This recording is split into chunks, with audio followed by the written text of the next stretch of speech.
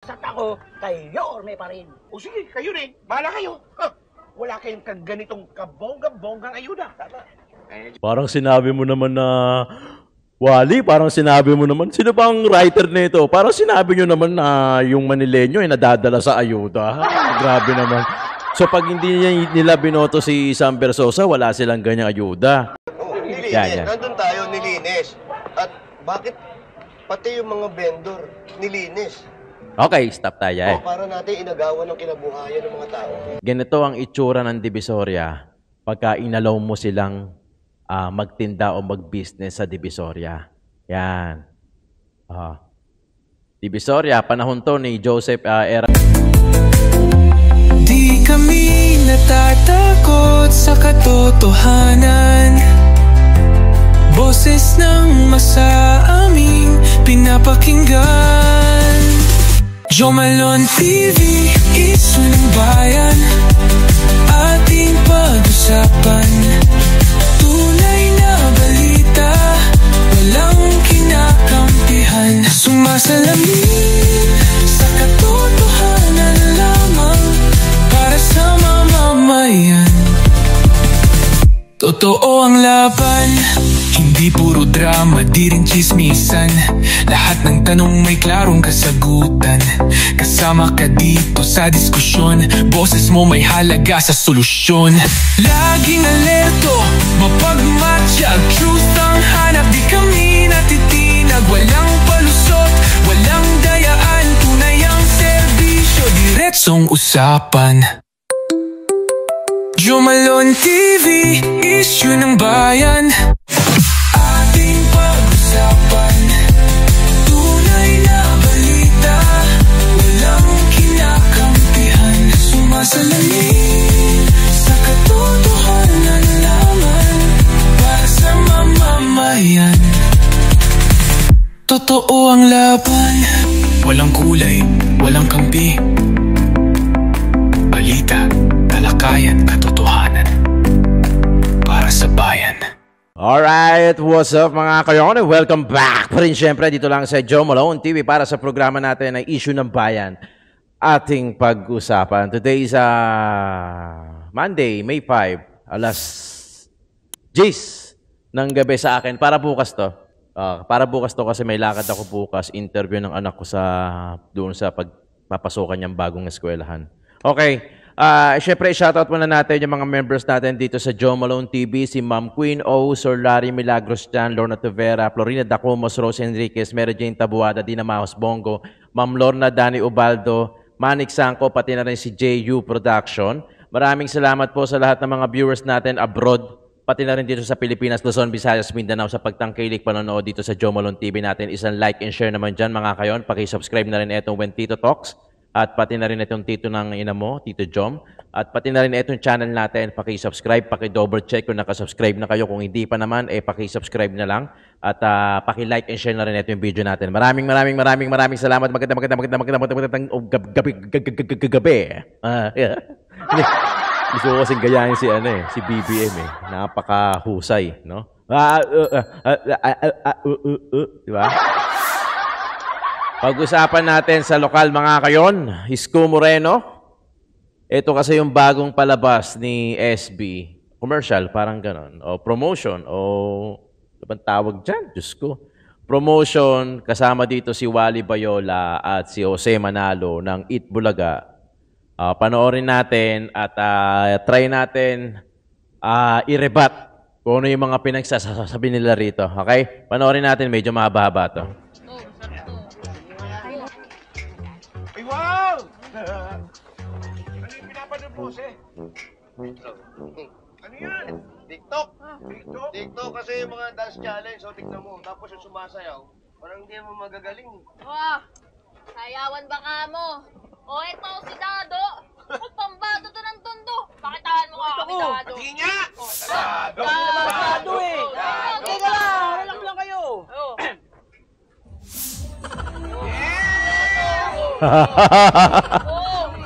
Ang sayaw ni Yorme, tinira pa, di ba?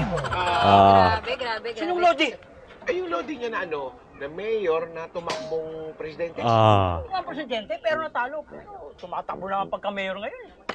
Si Yorme. Yan. Bida na Rap sa name. pelikula, tapos bida pa sa politika. Oh, saan ka pa? Ano naman masama doon, di ba? Ano naman masama sa sinasabi mo? Saan pa ako? Doon ako sa karapat dapat Yan. maging bida. Sino? Sino ba? Yung nagbigay ng ganitong kabonggang ayuda. Si Mr. Ayuda, inamin. Ayuda to? Oo, Libre? natural. Ba't ikaw lang meron yan? Libre, walang bayad, free. Oh, ano pa? At kung tinatanong mo, bakit ako lang ang meron ito? Kanina pa kayo nakatunga nga eh. Bilib na bilib kayo dito sa lodi nito. Kanino nga Di ba? yan? Tinitira si Yorme. Galing yan doon sa naghirap din, pero nagsumikap talaga. Oh, may, alam niya kung sino? Sino nga? Sabi mo, Galing yan kay Sam. Sa Milby. hindi, sa Milby. Something to. Sa bato eh. Alam ko na! Alam ko na. Sam Concepcion. Mali pa rin. Sabihin ko na. Sabi mo na. Alam mo ba kung kanino galing yan? Kay Sam Versosa! Si SB. Tama, SB. B4, very mayaman, very matulungin, at very mabait. Teka, ako wag mo umaberi-beri ha. Basta ako kay Yorme pa rin. Oo nga, Yorme. O sige, kayo rin. Bahala kayo. Wala kayong ganitong kabonggang-bonggang ayuda. Tama. Parang sinabi mo naman na... Wally, parang sinabi mo naman, sino bang writer nito? Parang sinabi nyo naman na yung Manileño ay nadadala sa ayuda. Grabe naman. So pag hindi nila binoto si Sam Versosa, wala silang ganyang ayuda. Napaka-insulto naman yan para sa Manileño. Bakit hindi ba namin kayang bumili ng spam? Yung mamahalin na maling? Hindi ba namin kayang bumili ng bigas? Grabe naman kayo. Parang ginagawa nyo naman timaway mga taga Manileño, di ba? Joke lang. Real talk tayo mga repatips. Sige, real talk. Gusto ko yan. Talaga si SB. Real talk. Sa mga kilala ko sa politika. Very totoong tao. Very totoong lodi. Nga. Buhat na buhat bangko, no? Hindi lang bangko binuhat, pati lamesa. Alam mo, pareho lang naman silang lumaki sa hirap. Pero si SB kasi, ibang klase siya eh. Uy, ibang klase. Nag-aaral. Oh. At yung pag-aaral na yun, hindi nanggaling sa magulang. Ang ginawa niya, tinulungan niya yung magulang niya. Ang ginawa niya, nagtrabaho siya na nagtrabaho, ginawa niya ang lahat para matustusan lang yung pag-aaral niya at maging successful. Nakatapos. Trabaho siya. Working student. Mula high school hanggang college at ang nakakamangha pa. Ha? Naging valedictorian pa siya nung high school Di ba? Buhat na buhat. Hindi lang upuan. Pati lamesa, binuhat. Di ba? Alam nyo, hindi ba kayo, stop na natin. Ito, di ba kayo nagtataka? Bakit si Yorme Isko Moreno wala namang kinuwang mga artista, walang kinuwang mga malalaking personality, yung mga singer na sumasayaw, hindi tulad dun sa Team Alyansa, si Andrew E. kinuha. Bakit si Yorme wala namang kinukuwang ganun? Walang kinukuwang artista. Na artista naman siya, sigurado meron naman siyang pwedeng pakiusapan sa mga artista na pwede siyang i-promote. Pero hindi ginawa na Yorme. Bakit? Kasi hinahayaan niya na yung Manileño ang magsasalita para sa kanya. Diba? Hindi niya kailangan buhatin yung sarili niyang bangko gaya ng ginagawa nitong mga to. Na hindi lang upuan ng binuhat, pati lamesa, binuhat na din. Grabe naman kayo, diba? Hindi kailangan gawin ni Yorme yun. Kasi ang patunay kay Yorme ay yung buong Manileño. So, hindi niya kailangan kumuha ng artista, ng rapper, ng mga malalaking personality para i-promote yung sarili niya. Hindi niya na kailangan yan. Ang kailangan lang niya, Manileño. Yun lang. Tuloy natin. Nanalo pa sa Battle of the Brains. Parang, napanood ko ngayon sa YouTube. Napanood mo yan. At naging scholar pa sa UP Diliman. Civil Engineering. Latag na latag, no? Success ba naman Latag na matapos latag. mag-aral? Hindi lang sumakses. sumakses ng very, very, very talaga. Siya lang naman ang Siyempre. milyonaryo dito sa Pilipinas. Oo. Sumakses nga ng very, very. Hininaan ko kasi may sounds eh. Teka! Minamalit mo yata si Yorme ko eh! Hindi naman sa ganon, boss. Hindi mo minamalit kasi kung bida rin lang ang pinag-uusapan. Si SB kasi, ibang klase to.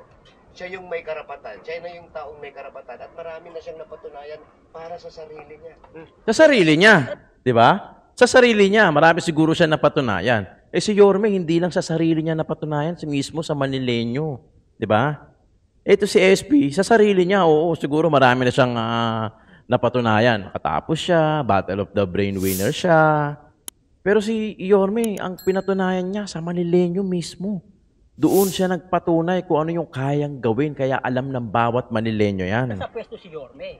Kung hindi siya magaling, edi sana iniwanan siya ng mga tao. Oo, tama. Tama. Tana! Tama. Eh, matagal nga. Eh, ang tanong ko, ano bang mga ginawa? Yun, ang hindi nila alam. Uli, hindi nakapag-research o talagang ayaw sabihin kung ano yung mga nagawa ni Yorme.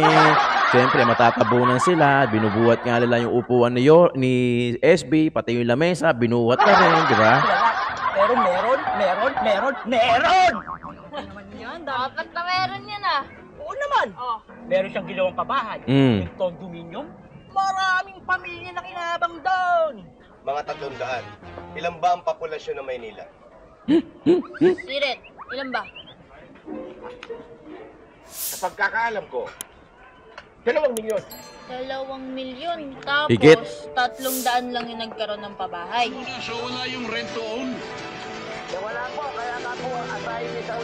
Eh, kalaban ni Yorme yan eh. Di ba? Kalaban ni Yorme Renta yan to. eh. Hindi to rent to own. Yan, Ang yan, ibig yan, yan. sabihin, habang buhay ka nangungupahan. Yan, okay. Pinaganda naman ni Yorme. Ay, stop natin doon. Okay. Yung mga condominium ba sa community, may ano yan, may 2,000 na renta yon. Sinasabi nila rento on eh, 'di ba? May 2,000 renta yon. Totoo yon. May 2,000 renta yon. Pero yung renta na yon, parang iniipon nila yon. Iniipon nila yon para pagka umalis sila, kukumpyutin, ibibigay sa kanila yung renta nila. Bakit ginawa ni Yorme? Ito sa tingin ko kung bakit. Kasi si Yorme laking Maynila eh. Karugtong ng bituka niya yung Maynila. Okay? So alam niya kung anong ugali ng mga professional na squatter. Yung mga professional na squatter, pag binigyan mo ng bahay, ang gagawin nila, ibebenta nila o papaupahan nila, tapos yung mga professional squatter na yan, babalik sa kalsada. Alam na alam ni Yorme yan kasi hindi nyo matutulongges si Yorme. Kayo, matutulongges kayo kasi hindi nyo alam yung silakbo o yung hilatsa ng bituka ng mga professional squatter. Uulitin ko ha, ang mga professional squatter, kung hindi nyo na pa nalalaman, ang mga professional squatter, mas sanay yan sa kalye. Kahit bigyan mo ng magandang bahay yan, papaupahan lang nila yan pag nasa pangalan na nila o bebenta nila, tapos babalik sila ulit sa kalsada kasi nandoon ang kabuhayan nila. Ando doon ang mga, mas gusto nila doon eh. Mas gusto nila sa mga island, sa ibabaw ng tulay, sa ilalim ng overpass, sa ilalim ng underpass. Mas gusto nila doon, hindi nila kukunin yung bahay na maganda. Kasi nga, kunin man nila yan, ibebenta nila, ipapaupahan nila, babalik din sila sa kalye. Ganun ang ugali ng mga professional squatter. Yung mga professional squatter, dahil meron namang mga squatter na nabigyan ng bahay at doon naman sila nanatili. In fairness naman, meron naman mga ganun. Tama. Tama. Puro ka tama. Eh, maganda nga sa labas. Eh, hindi natin alam yung nasa loob. Good quality ba? Di kalidad ba? O ano? Eh, nilinis naman ni Yorme yung mga kalsada. Oo, nilinis. Yan. Nandun tayo, nilinis. At bakit pati yung mga vendor nilinis? Okay, stop tayo eh. Para natin inagawan ng kinabuhayan ng mga tao. Okay, stop natin.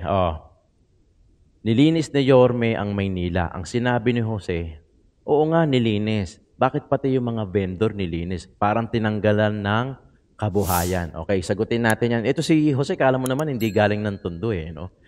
Di ba pinagmamalaki niya sa one for all for one na galing siya ng Tondo, di ba?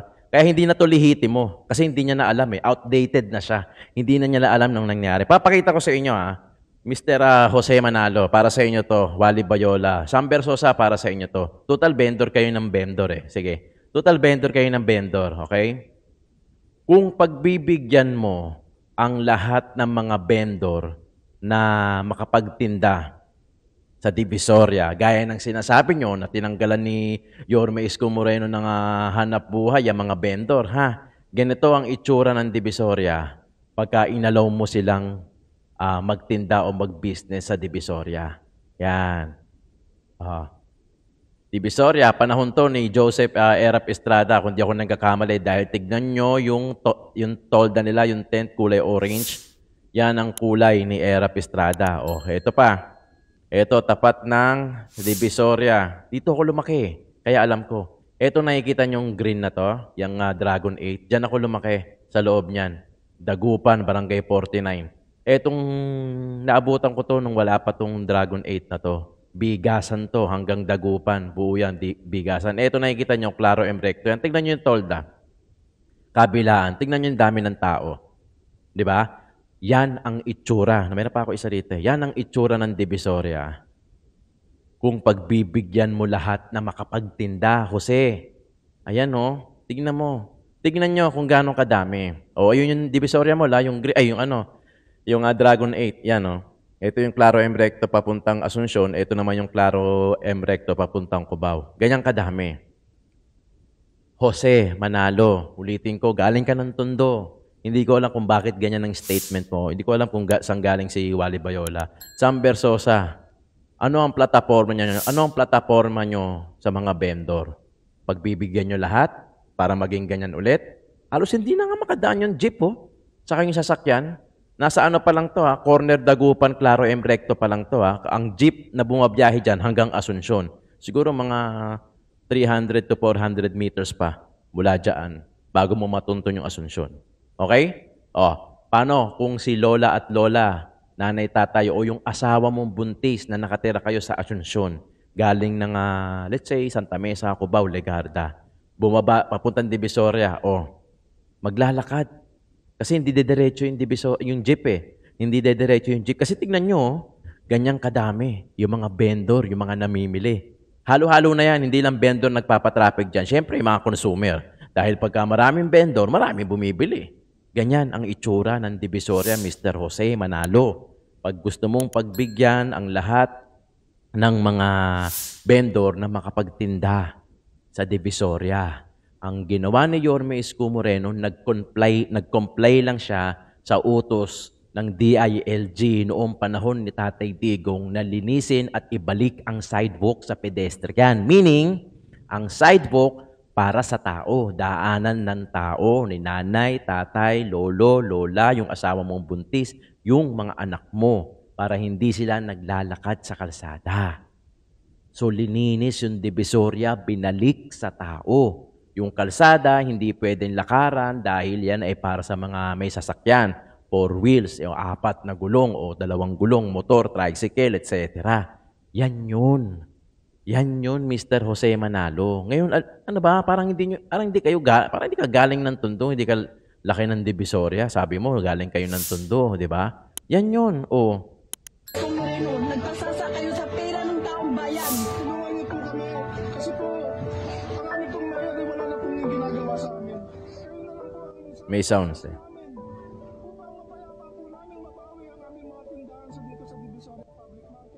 Public market yan Di naman di naman vendor yan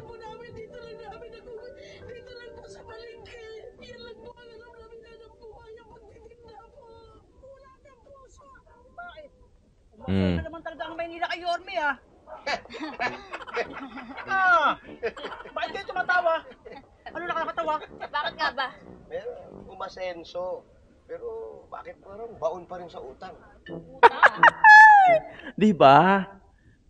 Scripted, syempre, pabor kay Sam Versosa, kunyari, andyan pa si Yorme. Kunyari, may isa pang tao na tagapagtanggol kunyari ni Yorme, pero dedehaduhin ng dalawa.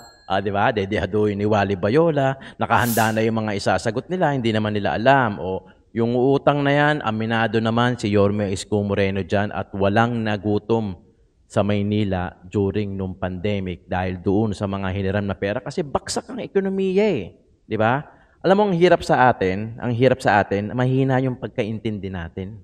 Di ba? Mahina yung pagkaintindi natin. Minsan naman, nagbibingi-bingihan, nagkukunya-kunyari ang bobo, nagkukunya-kunyari ang tanga. Uso ngayon yan eh. Sa social media, pagka tanga ka, may views ka, mas pabor sa'yo si Meta. Pero pag maganda ang content mo, wala. Hindi ka i-recommenda, hindi ka i-recommend, yung algorithm mo, mahina. Pero pagka yung content mo, tanga-tangahan, yung content mo, stupido, prank, yan.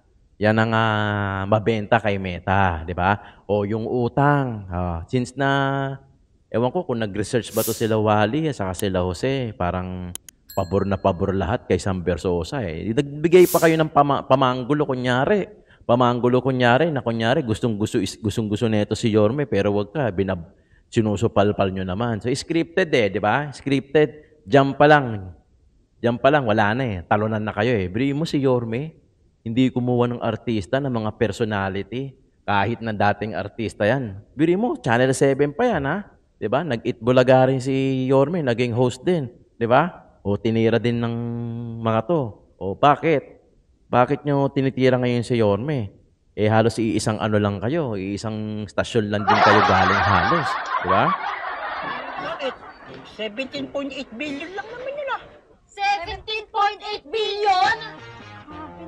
Siyempre, pandemya nun eh. Kahit nga gobyerno eh, walang pera eh. Tayo pa kaya? Ay, hindi, Dado. Siya lang ang mayor sa buong Pilipinas na nangutang na babayaran niyan hanggang 2040. Pati ako, babayaran ko yun? Babayaran Di ka naman taga Maynila eh. Babayaran na anak mo hanggang sa maging Di ka naman taga Maynila eh. Utang nating lahat, pati utang ng ina mo? Oo, tama nga. Anong galing, mismo? Grabe naman yan. Saka wag natin gawing alibay yung hindi na ako magnanakaw kasi mayaman na ako. Wala na, ano na yan, cliche na yan. Lumang tugtugin na yan. Ang mahalaga ngayon, yung nagawa ni Yorme sa Manileño mula nung pandemic hanggang nakasurvive ang Manileño na eh. 'Di ba? Nangihiram nga, pagka nagla-live nga si Yorme, inihiram nyo nga si Yorme, ngayon nakakalimutan nyo na. Bakit? 'Di ba? Eh bakit? Makinabang naman tayo lahat ah. Huwag niyo sabihin hindi kayo nakakuha ng ayuda kay Yorme. Dado, yung ayuda, yung 5,000, galing yun sa DSWD. At yun naman sinasabi nating ayuda na grocery, basic yun, binibigay naman. Pero ito, kay SB, natin na pwede pala tayong makatikim ng ganitong ayuda. Pwede pala tayong makatanggap na pagkain na kinakain ng mga mayayaman. Oy, hindi lahat. Oh, parang sinabi nyo naman na mahirap ang ang mahirap ang Manileño. Parang iniinsulto nyo pa. Kaya pa rin pala natin, parang binibigyan tayo ng pag-asa. I'm sorry mga pamangkin Ay, mga kayo na. Kasi, di ba, parang ginagawa tayong timawan na itong mga to. Sam Versosa, parang ginagawa. Hindi ba nakakakain ng ganyan? Ano ba yan? Del Mundo? Ano pa? Spam? Hindi lahat ng nasa Tondo mahihirap, ha? For your information, huwag niyong gawing lahat mahirap ang Manileño. Dahil hindi lahat ng mahihirap nasa Maynila. Meron din may kaya dyan. Nakakatikim din yan ng spam. Huwag niyo masyadong ibaba masyado yung yung mga Manileño. Kaya rin namin bumili niyan. Kaya rin namin tumikim niyan. Yan lang naman kasi yung kailangan niyo sabihin. Kaya niyo sabihin eh. Ayuda eh. O, ba't di tayo mag-usap about sa Mag-usap about sa plataforma sa peace and order. Sige, Jose Manalo, Wally Bayola, Sam Versosa.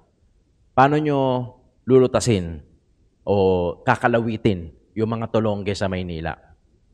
Asa lang tayo sa mga pulis? Asa lang tayo sa...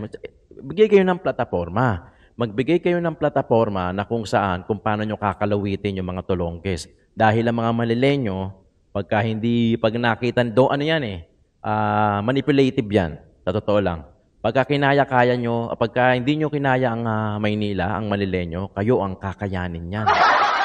Tulonggesan dyan. Promise. Hindi magagalit ang Manileño sa akin. Tolonggesan sa Maynila. Alam ng mga Maynila yan. Itataya ko channel dyan, maglalakad ako dyan kahit ako lang mag-isa. Matutulongges lang kayo sa Maynila. Dahil hindi nyo alam ang silakbo at silatsa ng mga malilenyo dyan. Diba? Hindi ko sinasabing mga gago ang mga malilenyo o salbahe o matatapang. Matatapang yung mga yan. Pero namimili yung mga yan. Diba? Pagka alam nilang kakayan-kayanin kanila, wala kang alam kung di mamigay ng ayuda,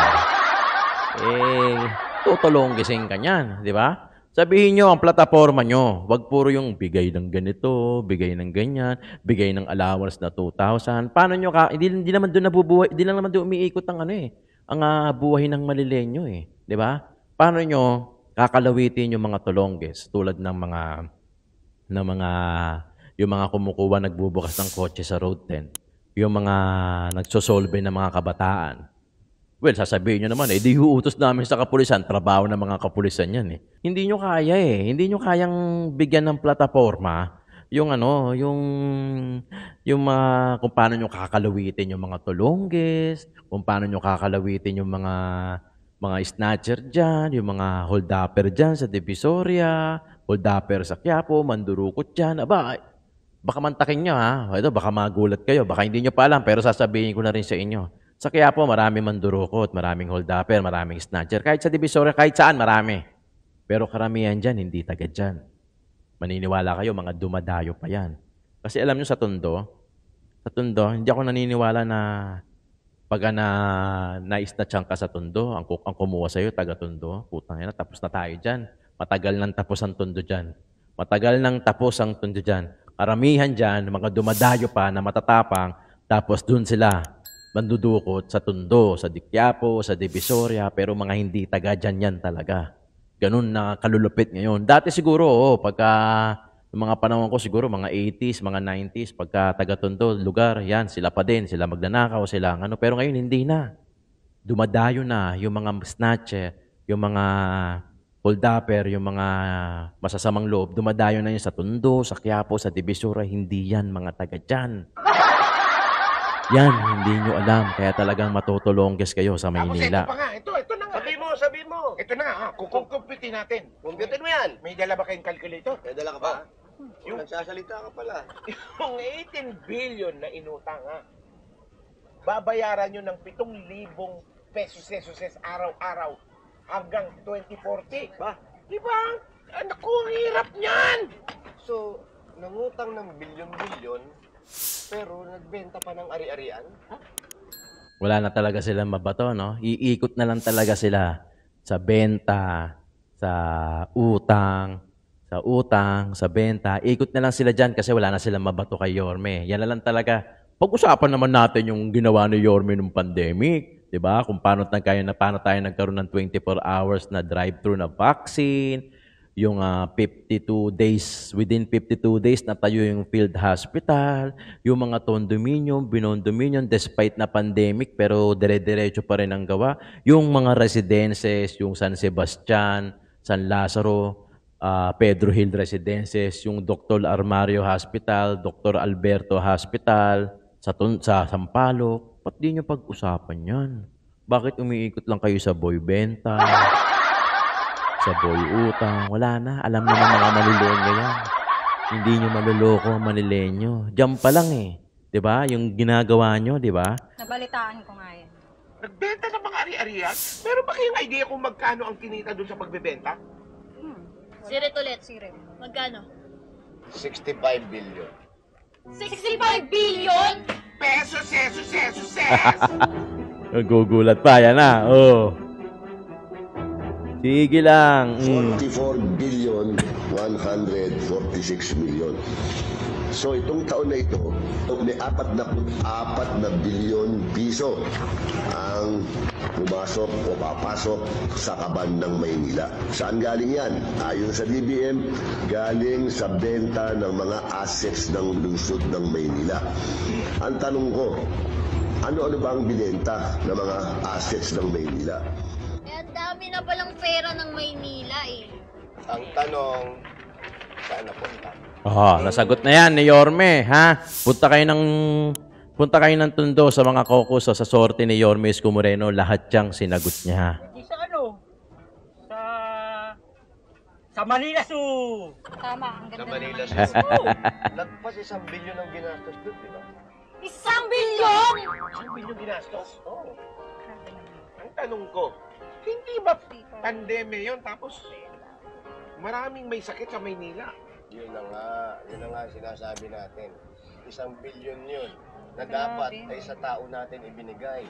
Bakit inuna pa natin yung mga kalalagyan ng mga hayop? Ano nangyari ngayon? Di ba ang mga hayop kasi masyadong sensitive yan. Baka nung pinagawa, nabulabog, nangayayat, at meron pang namatay na stress. Dinadayo ng mga tao yung elepante. Pinaganda na no? Pinaganda na, na-stress pa yung mga hayop. Putay na, ngayon lang ako nakarinig ng gano'n. Bida-bida si SB. Ayan. Binibida nyo na Binuwat nyo na yung bangko, binuwat nyo pa, pati upuan. Ganun talaga, pagkakwento nyo, syempre, masamang tao yung iba dyan. Ganun talaga, di ba? Pagkakwento nyo, malamang masama si Isko dyan. Di ba? Pero kita nyo, pansinin nyo mga kayon, alam ko magagaling kayo, mauutak kayo, di ba? Alam ng mga malili. Hindi naman lahat ng manonood dito, taga Maynila. I mean, hindi lahat ng nasa social media boboto sa Maynila. Di ba? Pero kami mga lihitimong Manilenyo, alam namin kung ano nangyari. Alam namin kung saan napunta yung utang. Bakit doon lang kayo umiikot? Sa utang, sa benta. Yun na lang Kasi yun lang yung pantira nyo. Diba? Hindi nyo mabanggit yung ginawa ni Yorme na kahit madaling araw, lumalabas, umiikot sa mga police station, kinakalawit kahit mga pulis. Pag natutulog-tulog, kinakalampag, hindi nyo binanggit. Diba? Kasi walang patama si SB dyan diba? Bakit yung vaccine na 24 hours, diba? Open policy, kahit hindi taga Maynila, pumupunta sa Quirino Grandstand, nagpapabaksin, drive-thru. Hindi nyo binanggit kasi hindi naisip ng amo nyo yan di ba? Yung mga residences na sinasabi ng amo nyo, yung mga libreng gamot, yung pension sa mga senior, yung libreng edukasyon, libreng allowance sa mga college students sa Maynila, lahat yan nagawa na ni Yorme. Hindi nyo rin binanggit kasi gagawin pa lang nung amo nyo yan. Di ba? Pag nanalo. Lahat ng pinapangako ng amo nyo, lahat yan nagawa na ni Yorme sa amin. Yung allowances, yung college student na allowance sa senior, yung libreng pa-cake na sa magbe-birthday ng mga senior, lahat yan nagawa na. Libreng gamot sa mga health center, libreng operasyon, yung mga eskwelahan, na-de-aircon no, lahat yan nagawa na. Idol na idol kasi ng amo nyo si Yorme. Kaya lahat ng sinasabi ng amo nyo, lahat yon nagawa na ni Yorme. Alam mo, ikaw, Jose, parang hindi ka naman taga-Tondo. Diba? Hindi ko alam kung bakit sinasabi mo yan towards kay Isko Moreno, pati na rin ikaw, Wally. Diba? Alam nyo naman na walang ginawa si Yorme Isko Moreno sa inyo. Diba? Alam ng Manilenyo na walang nagutom nung pandemic. Kahit kanino kang magtanong na lihiti mo, yan ang isasagot niya sa'yo. Ito na lang parang nag-announce na yung INC na si Yorme Isko Moreno ang i-endorse. Bakit magtitiwala ang INC? Napakalaki ng karespe-respeto ang INC. Karespe-respeto. Kalawak na nasasakupan nila. Bakit sila magtitiwala kay Yorme Isko Moreno kung yung sinasabi nyo talagang ang binubuhat nyo yung amo nyo si SP na parang lumalabas na masama si Yorme Isko Moreno? Bakit? 'Di ba? Ginagawa nyo pang timawa yung mga Manilenyo na parang hindi kami makakatikim ng spam pag hindi namin binoto si SP. Ang ina naman buhay ko. Di ba mga kayon? Gets niya? Okay lang. Yung iba maniniwala dito Okay lang. Pero tayong mga lehitimong Manilenyo, total tayo naman yung boboto. Hindi tayo maluloko nito mga to Di ba? Hindi tayo masisilaw nito sa mga ganyang-ganyang salita. Na kunyari, may isa Yorme, tapos lahat sila SP, pero scripted naman lahat, di ba? O bagay, gagaslight lang nito. Bakit si Yorme namin, nilinis naman yung Maynila. Pinaliwanag ko na sa inyo yung about sa vendor, ha? Baka hindi niya pa maintindihan. Puta, Tagalog na yun. Okay? Tagalog na yun. Ibinalik lang yung sidewalk sa pedestrian, sa taong bayan. para walang nagtitinda. Kung pagbibigyan mo lahat ng vendor na gustong makapagtinda sa Divisoria, puta, puno ang Divisoria. Ano ba naman? Hindi nyo ba alam yun? Di ba? Alam na Manileño yan. Walang Manileño na magagalit sa akin na tunay na makakaintindi. Kasi alam nila lihitimo ako. Alam nila totoo yung sinasabi ko at merong basihan. Dahil alam ko ang istorya ng Divisoria mula pa kay Lim, tatlong termino ni Atienza, bumalik kay Lim, tapos kay Erap, dalawa, tapos kay Isko, kay Hani, tapos ngayon babalik kay Isko. Alam na alam ko yung istorya. Mga kayon, ganun lang naman yan eh. Di ba? Ano naman to? Nangyayari naman tong ganitong klaseng commercial, advertisement, promotion. Nangyayari, may kukunin na artista, may kukunin na rapper, may kukunin na mga big personalities. Nangyayari naman yan tuwing eleksyon. Nangyayari yan. Pero sa bandang huli, ang nananaig pa rin naman. Di ba? Yung talagang pinagkakatiwalaan ng lungsod na yun. Ngayon, si Yorme Isko Moreno, 65%. Si Sam Bersosa, 16%. Si Hanel Lacuna, 18%. Ano pa? Oh, edi lahat na, ginawa niya na. Malapit na. Today is Monday. May 5, next week, May 12, botohan na. O, good luck na lang sa inyo, ha? Walang burahan ng account, walang yukuan pagka magkakasalubong tayo. Okay, mga kayon, maraming salamat. Joe Malone TV, Issue ng Bayan, nating pag-usapan.